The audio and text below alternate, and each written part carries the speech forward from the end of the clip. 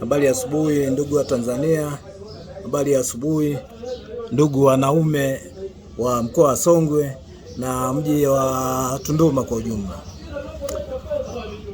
Leo hii asubuhi hii nimeona niongelee taharuki kidogo ambayo imejitokeza hapa mkoani Songwe, hususan hapa kwenye mji wetu wa Tunduma. Leo ni kama siku ya tatu, ni kawaida sana kumkuta mwanaume akiwa na kitu hiki hapa mkononi. Ukimuuliza kitu gani, kwa nini umevaa kitu kama hicho? Pini imefunga mkononi, atakwambia nalinda Ikulu. Hii taharuki, kuna watu wanaichukulia kiwepesi, lakini kuna watu wameichukulia kama ni serious. Hii jambo limekuwa serious sana. Umeona? Ni kwa nini limekuwa na userious? Kutokana na jambo lenyewe, tukio lenyewe limekuwa sio zuri. Kwanza sio tukio la kikawaida, ni tukio ambalo linahusisha imani za kishirikina. Serikali ni kweli huwa itambui ushirikina, lakini je, wewe unayenitazama na unayenisikiliza, ushirikina na uchukuliaje? Upo au haupo?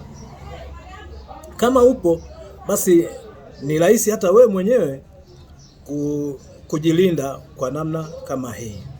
Umeona? Sitaki nithibitishe kwamba hili jambo lina ukweli ndani yake au halina ukweli ndani yake. Umeona?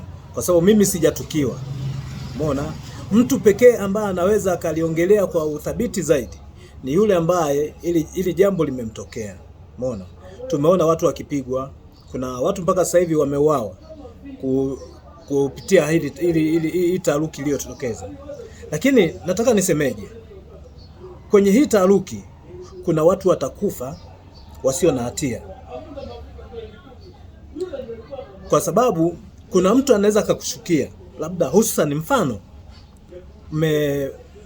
umekodi hata bodaboda, ukapanda, kwa bahati mbaya ukamgusa yule mtu, yule dereva bodaboda yule, na hauna chochote. Alafu yule pale, kulingana na taharuki iliyopo, akashtuka, akajua hapa nimeguswa, huyu mtu itakuwa hivi, akakupigia kelele kwamba jamani, nimeshikwa, nimeibiwa nyeti. Umeona? Wewe hautapona. Umeona? Hautakuwa salama. Na hata sio tu kwenye bodaboda, sehemu yoyote ile pale. Umeona? Unaweza ukashukiwa hicho kitu. Umeona? Ukajikuta unaingia matatizoni pasipokuwa na sababu. Wewe sio mwenye hatia. Kitu gani mimi nakiomba? Mimi naomba kwa serikali ijaribu kuliangalia hili jambo kwa kina. Umeona? Ifuatilie kwa kina, hasa wale ambao wamewakamata. Tunaamini kila aliyekamatwa hawezi kuwa na maelezo ya kufanana na mwenzie. Umeona? Lakini pia hata wale ambao wanasema wamepatwa na hili tukio, basi wachukuliwe maelezo. Umeona?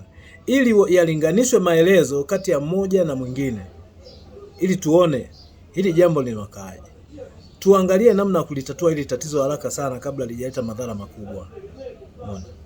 Kwa sababu ukiondoa hayo, sisi wanaume hapa Tunduma saa hizi tunaishi kwa wasiwasi. Hebu angalia hata wewe mwenyewe, unalazimika kupita hivi mtaani.